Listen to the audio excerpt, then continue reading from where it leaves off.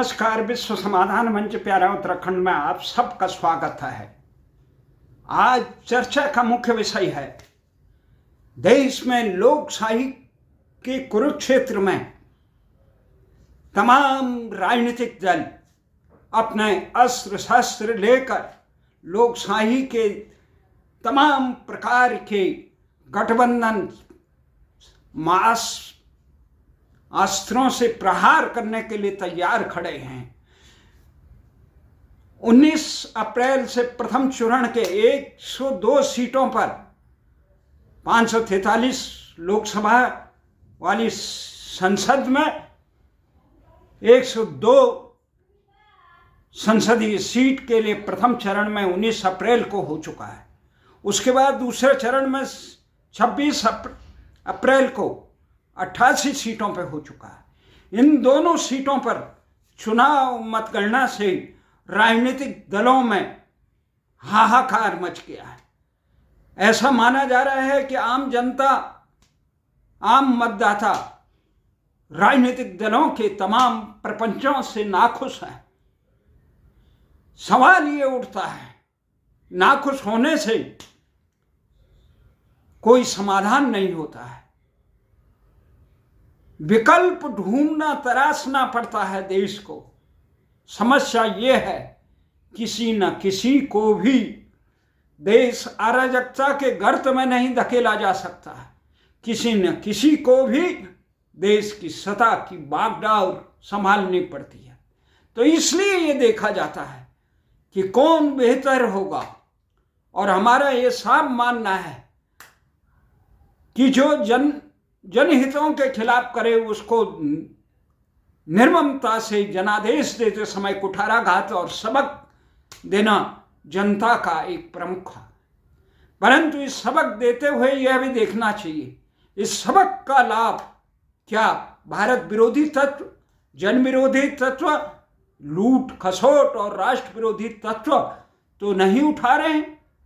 क्या जिन लोगों ने देश को पतन के गर्त में धकेला, क्या वो फिर बिना प्रायश्चित के, बिना दिशावान हुए, बिना अपने भूलों में सुधार किए हुए देश की बागडोर संभालने के करीब तो नहीं है? इसमें यह पहले और दूसरे चरण में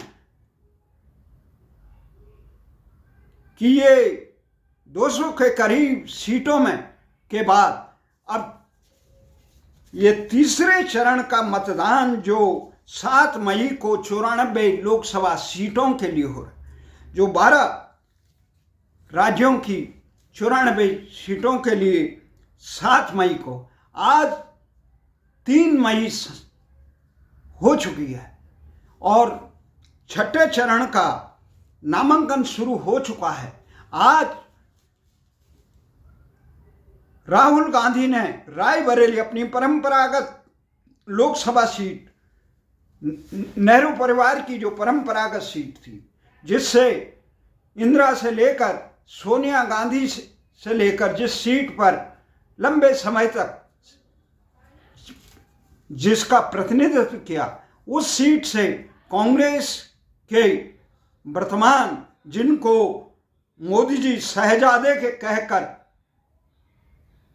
उनके परिवारवाद पर कुठाराघात करते हैं, तो वो आज कह रहे हैं कि भाग रहे हैं। वो अमेठी में 2019 को लोकसभा चुनाव में स्मृति ईरानी के हाथों पराजित होने के बाद राहुल गांधी ने केरल के वायनाड लोकसभा सीट से प्रतिनिधित्व किया था संसद में, और इस बार भी वो वायनाड से चुनाव लड़े। भले ही इंडिया गठबंधन के वामपंथी दलों की वहां पे चुनाव मैदान में उतरे, और अमेठी जो लोकसभा सीट है जिस पर यह कायस लगाया जा रहा था कि स्मृति ईरानी और भारतीय जनता पार्टी के मोदी सहित, अमित शाह सहित तमाम बड़े नेता जो चुनौती दे रहे थे राहुल गांधी को कि आप यहाँ से लड़िए। राहुल गांधी ने अपनी परंपरागत सीट रायबरेली से लड़ना उचित समझा और अमेठी से अपने कांग्रेस के वफादार, जिन्होंने लंबे समय तक इंदिरा गांधी से लेकर सोनिया गांधी तक या नेहरू परिवार के विश्वास पात्र रहे किशोरी लाल शर्मा को उतारा। उससे ये कह दिया कि किशोरी लाल शर्मा ही स्मृति ईरानी को 2019 की हार का मुंहतोड़ जवाब देंगे, एक बदला लेंगे, उनको हिसाब किताब पुरानी हार पराजय का बदला लेंगे। तो ये इस पर प्रधानमंत्री मोदी ने कहा कि भाग गए, पलायन मार्ग, डरो मत, डर गए, भाग गए। प्रधानमंत्री मोदी निरंतर एक तरफ कह रहे हैं कि कांग्रेस कुछ नहीं है, दूसरी तरफ कांग्रेस से पे निरंतर हमला कर रहे हैं। वो अपने बयान में जिस राहुल गांधी को वो पप्पू कह रहे थे, जिस राहुल गांधी का वो उपहास उड़ाते थे, उनके कार्यकर्ता भगोड़ा कह रहे थे, दुनिया भर के आक्षेप लगा रहे थे, उस राहुल गांधी ने भारत जोड़ो यात्रा से लेकर, न्याय यात्रा से लेकर पूरे विपक्षी गठबंधन को इंडिया गठबंधन के सूत्र में बांधकर आज मोदी के 400 पार नारों का मुकाबला मजबूत इस प्रकार से मुकाबला किया कि भारतीय जनता पार्टी के समर्थकों को भी ऐसा लगने लग गया कि अब 400 पार नहीं होगा। परंतु ये बात है, आज मोदी जी चुनौती दे रहे हैं कांग्रेस को, चुनौती उस कांग्रेस को जो वो कह रहे थे मृत प्राय हो गए, वो कह रहे हैं मैं कांग्रेस को चुनौती देता हूं कि वो ये घोषणा करे कि वो देश के संविधान में बदलाव न करके, बदलाव तभी करेंगे ना जब सत्ता में आएंगे। क्या मोदी जी को ऐसा लगता है कि कांग्रेस देश की सत्ता में आने वाली है? बदलाव न करके आरक्षण में मुस्लिम आरक्षण न दे। उन्होंने बिल्कुल बिना लाग लपेट के निरंतर पहले चरण में के मतदान के रुझान को देखते हुए उन्होंने आक्रामक रुख अपना दिया है और सीधे प्रधानमंत्री के पद पे रहते हुए इस पर धार्मिक अंधतुष्टिकरण का आरोप कांग्रेस पे लगा दिया। उन्होंने कहा कि ओबीसी के आरक्षण को जिस प्रकार से कर्नाटक से लेकर अन्य कांग्रेस ओबीसी और एससी एसटी के आरक्षण को जो उनको मिलता है उसमें कटौती करके उन्हें मुस्लिम को देना चाहती है। यहां तक में मंगलसूत्र की बात कही। दूसरी तरफ वो चुनौती देते हैं, 3 चुनौती है। दूसरी चुनौती वो देते हैं कि ओबीसी एससी एसटी के आरक्षण में डाका नहीं डालेगी। तीसरी चुनौती वो कह रहे हैं कि उसकी प्रदेश सरकारें ओबीसी के आरक्षण में डाका डालकर मुसलमानों को आरक्षण देने का धार्मिक आधार पर यहां नहीं था, परंतु जिस प्रकार से यहां काम हो रहा है वो बहुत खतरनाक। ये तो बिल्कुल इस प्रकार से हो रहा है जिस प्रकार से उन्होंने प्रधानमंत्री ने आरोप लगाया कांग्रेस लोगों की संपत्ति को, यहां तक उन्होंने महिलाओं को भावनात्मक रूप से उद्वेलित करते हुए कहा कि कांग्रेस महिलाओं की मंगलसूत्र को हड़प लेगी, उसके जेवर उसकी संपत्तियां को हड़प कर घुसपैठियों को बांट देगी। तो इस प्रकार का जब आरोप लगा तो समझ में नहीं आ रहा है क्या भारतीय जनता पार्टी जो अब की बार 400 पार का नारा लगा रही थी उसमें ये एजेंसियों ने ये क्या खबर दे दी कि ये निरंतर पिछड़ रहे हैं, कांग्रेस के आने के आसार हैं। जो प्रधानमंत्री निरंतर राहुल गांधी पर आरोप लगा रहे हैं, कांग्रेस को ऐसा लग रहा है कि जैसे कांग्रेस ही सत्ता के करीब हो उनके बयान से। हमारा ये मानना है कि प्रधानमंत्री को बहुत मजबूती से निर्णय लेना चाहिए और सीख लेनी चाहिए कि जनता नाराज क्यों है, आखिर उनमें क्या कमी है। वो जनता को रोजगार के मुद्दे पे, महंगाई पे अंकुश लगाने के मुद्दे पे, भ्रष्टाचार के मुद्दे पे और केवल आत्म केंद्रित वाले मुद्दे पर नाखुश करके देश की जनता विकास चाहती है, देश की जनता सुशासन चाहती है, देश के युवा रोजगार चाहते हैं। जो रोजगार देने में भारतीय जनता पार्टी की 10 साल की सरकारें बिल्कुल विफल रही। इन पे एक गहन अध्ययन करके सरकार को मजबूती से अपने इरादों को कांग्रेस पर आरोप लगाने के बजाय अपने दृढ़ इच्छा शक्ति का उपयोग करना चाहिए। ये सही है, अंध तुष्टीकरण के खिलाफ बहुत मजबूती से करना चाहिए। तो राहुल गांधी को चाहिए वो भारतीय संस्कृति के खिलाफ जिस प्रकार से विगत दिनों तक वो आरोप लगाते रहे, संघ और भारतीय संस्कृति के प्रति जिस प्रकार से वो आरोप लगाते रहे, उन आरोपों में जिस प्रकार से उनके कार्यकर्ता केरल में गो हत्या करने वाले लोगों को कांग्रेस में संरक्षण दिया गया, जिस प्रकार से वायनाड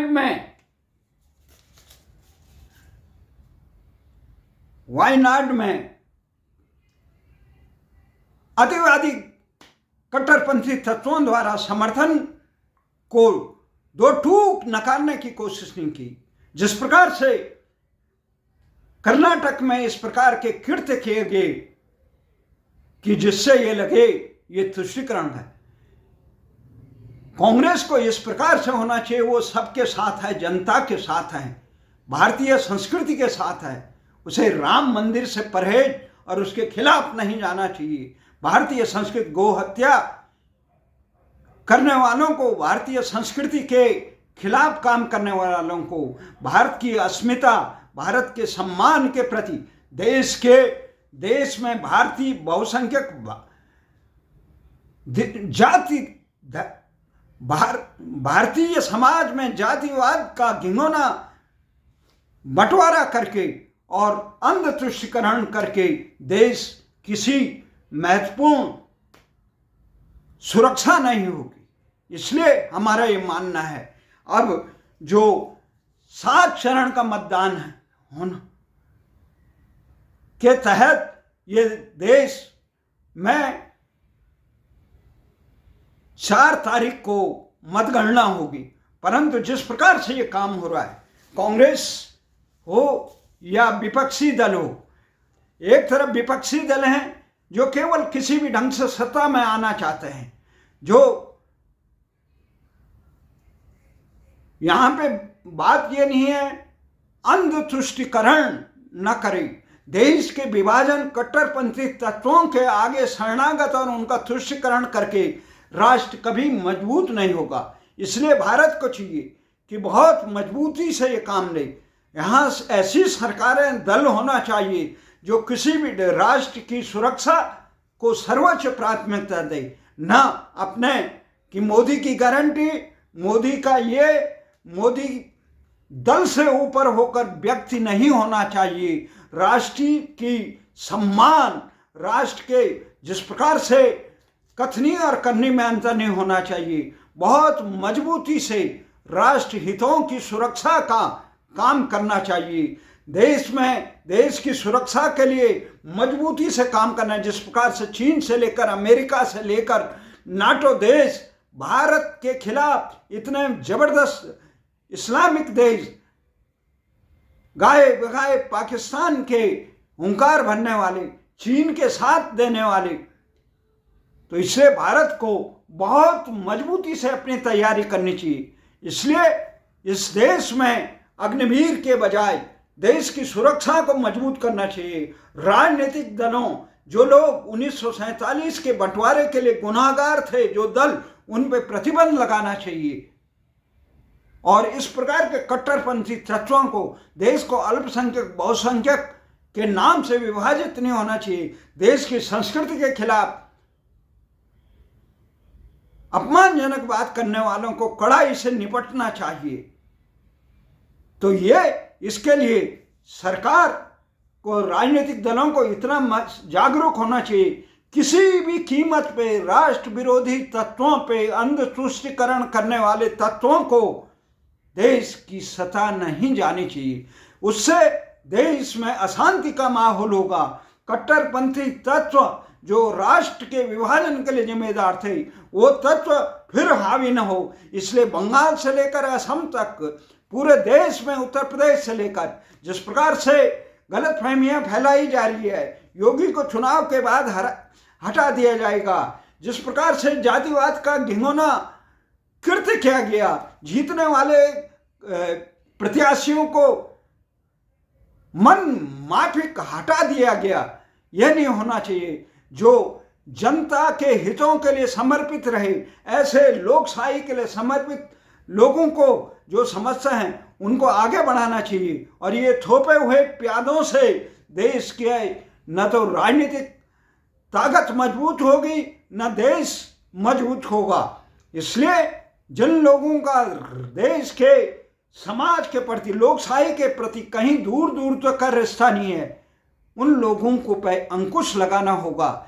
इसलिए इस समय सबसे मजबूती का सवाल ये है कि किसी भी ढंग से देश की सजा राष्ट्र विरोधी तत्व और भारत विरोधी तत्वों के हाथ में ना आए और अंध तुष्टीकरण करने वालों के साथ ना आए। जो भी चाहे, भारतीय जनता पार्टी आए, कांग्रेस आए, कोई भी पार्टी आए, उनके नज़र में हर भारतीय जाति, धर्म, क्षेत्र, लिंग भेद से ऊपर उठकर वो भारतीयों के लिए, उत्थान के लिए काम करे। ये नहीं जाति की गणना करे। पूरे संसार में अमेरिका से लेकर, चीन से लेकर इस्राइल तक राष्ट्र को एक सूत्र में बांधने का काम कर रहे हैं। और भारत में चल रहा है, मैं ओबीसी का हूँ, मैं दलित हूँ, मैं क्षत्रिय हूँ, मैं पंडित हूँ, मैं बैकवर्ड हूँ। ये क्या मजाक बना रखा है। मैं हिंदू हूँ, मैं मुसलमान हूँ, हम भारतीय हैं। हम भारत की भाषाओं में, भारतीय संस्कृति को, भारत के नाम को पूरे विश्व में रोशन करें। कब तक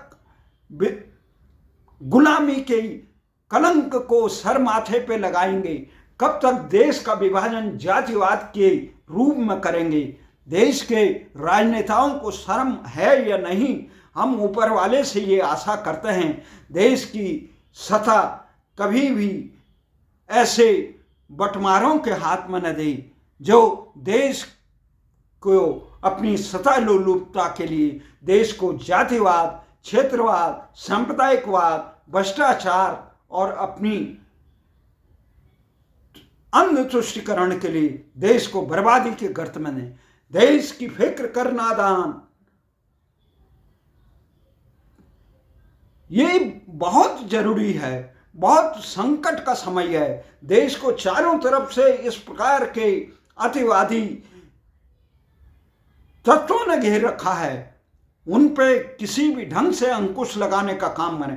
परंतु मैं ये देखता हूँ राजनीतिक लोग केवल अंध सत्ता लोलुपता के लिए, केवल इलेक्शन जीतना, चुनाव जीतना, किसी भी ढंग से जीते, देश को सही व्यवस्था नहीं देना, देश के आम जनता को सही व्यवस्था न देना, जातिवाद और क्षेत्रवाद और लिंग भेद को तुष्टीकरण, ये 5 किलो चावल, 10 किलो चावल, बसों में फ्री, महिलाएं फ्री, पुरुष फ्री, ये नहीं होना चाहिए।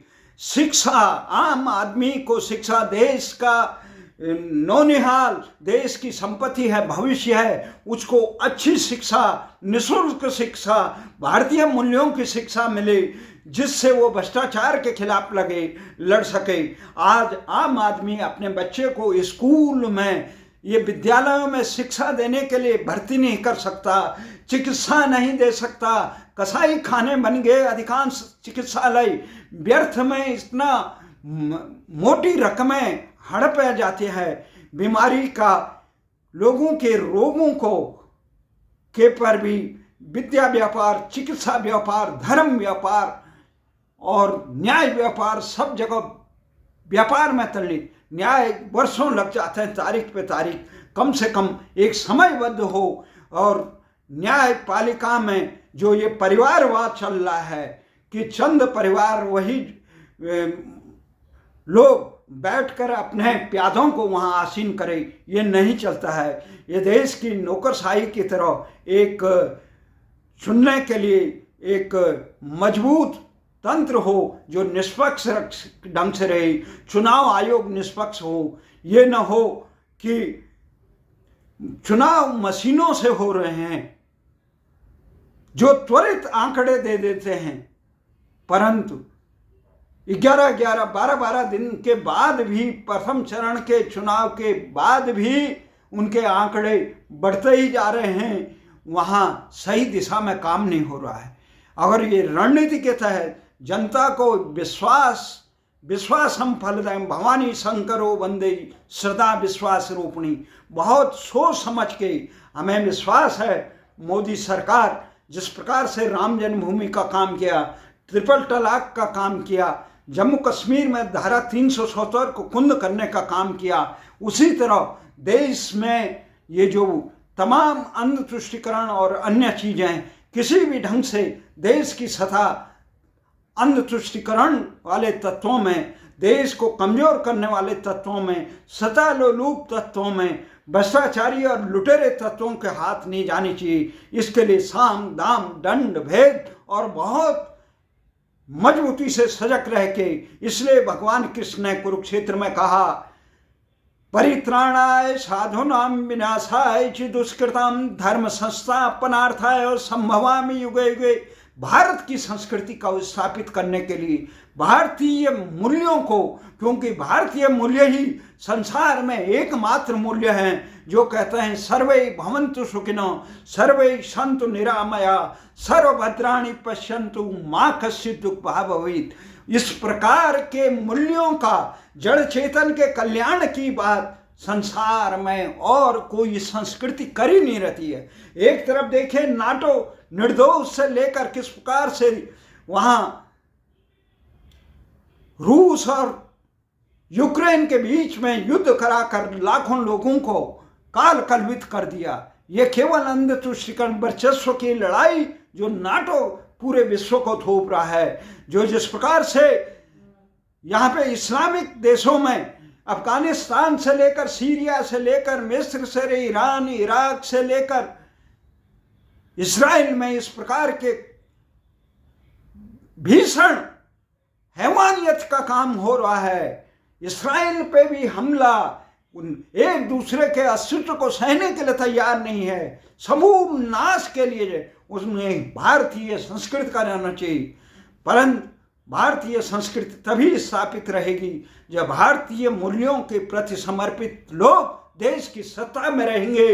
वो केवल अपने अंध तुष्टिकरण के लिए नहीं रहेंगे, अपने अहंकार की तुष्टिकरण के लिए, अपनी पदलोलुपता के लिए नहीं रहेंगे, अपने परिवार परिजनों के लिए, अपनी सनक मिटाने के लिए नहीं, न कि अपितु राष्ट्र को मजबूत करने के लिए, उत्कृष्ट भारत भवा के लिए। भारत किसके लिए? सारे संसार के कल्याण के। सर्वे भवन्तु सुखिनः वासुदेव सर्वम। सारे जड़ चेतन में परमात्मा मानने वाला अगर संसार में एकमात्र संस्कृति है, भारतीय संस्कृति है, जो बलिदान के लिए समर्पित रहती है, जो सबके कल्याण के रहती है, जिसका योग सूत्र ही यह है वासुदेव सर्वम सर्वभूत हिते रता की बात करते हैं। हमें आशा है ये प्रत्येक देश के नागरिक का है। इस देश में इस समय नोटा का बटन नहीं था, इसलिए ये होना चाहिए संशोधन कि अधिकांश जब लोग आधे जनता, मताधिकार के आधी जनता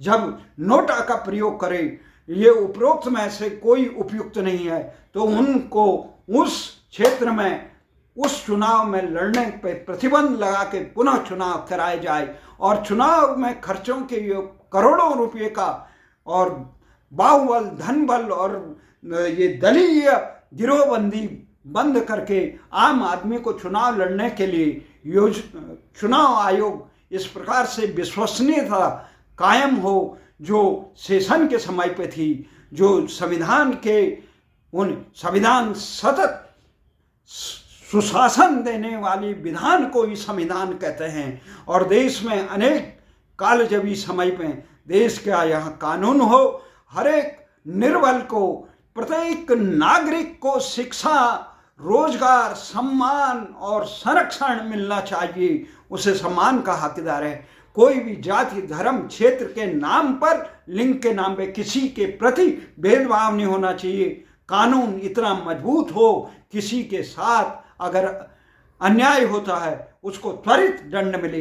इसी आशा और विश्वास के साथ लोकशाही को जिंदा रहने के लिए बहुत जरूरी है किसी भी ढंग से देश की सत्ता राष्ट्र विरोधी तत्वों के, भारत विरोधी तत्वों के हाथ में न जाए। वो पूरे मानवता और विश्व के लिए खतरनाक है। इसलिए साम दाम दंड भेद करके किसी भी ढंग से सत्ता भारतीय संस्कृति के ध्वजवाहकों के पास होनी चाहिए, और ध्वजवाहकों को अपने निहित स्वार्थों के लिए इस शक्ति का प्रयोग नहीं करना चाहिए। अपनी सनक के लिए, अपनी सत्ता लोलुपता के लिए, अपनी हनक के लिए नहीं, अपितु भारत के कल्याण और विश्व के कल्याण के लिए करना चाहिए। इसी आशा और विश्वास के साथ प्रत्येक व्यक्ति का ये धर्म है राष्ट्र की रक्षा के लिए अपना सर्वस्व बलिदान देने के लिए रहे। जय हिंद, जय भारत।